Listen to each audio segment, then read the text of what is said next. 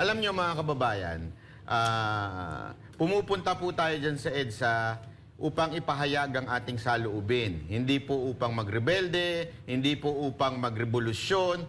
Kami po ay nagpupunta dyan para lamang po ibigay ang aming saloobin. At mukhang hindi ho ata naintindihan ng gobyernong ito yung aming saloobin. Kasi bakit kanyo?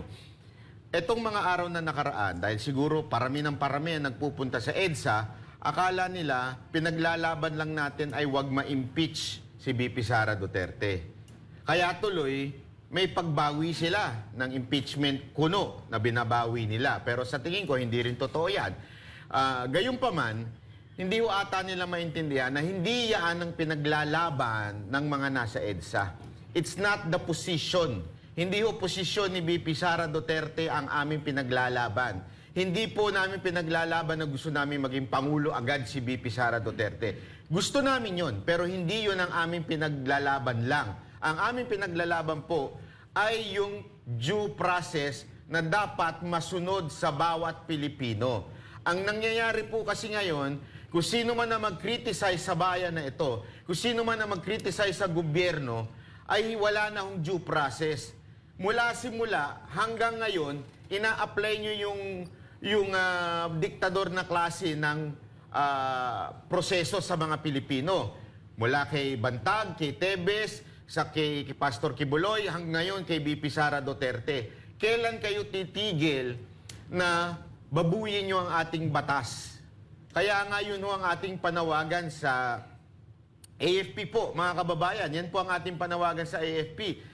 Hindi ho na magrevolusyon sila o magkudita. As a matter of fact, ayaw nga ho ng ating Pangulong Duterte na magrevolusyon o magkudita itong mga sundalo natin. Ipaalala ko lamang po Article 2, Section 3 ng ating konstitusyon. Civilian authority is at all times supreme over the military. Ito ang description ninyo. The armed forces of the Philippines is the protector of the people and the state. Not the position na sinasabi mo, Browner. Mukhang naliligaw ka na ata porket na yung kapatid mo bilang CA. Huwag mong kalimutan that the civilian is supreme over the military. Kayo, you should protect the people and the state. Ang ibig sabihin ng people, yung tao, hindi ng presidente. Ano yung state? Ibig sabihin nun, pag merong lumulusob sa atin, may mga nag-o-occupy sa atin, you should protect the state. Yun po ang inyong description. Hindi maging tuta ng kahit sino mang politiko. Yun po ang aming pinaglalaban. It's not the impeachment. Kahit impeach nyo, wala ko kaming problema dyan. Sa matter of fact, hinahamon nga natin sila na i-impeach si VP Sara Duterte. Ang atin lang, huwag nyo naman babuyin ang ating konstitusyon.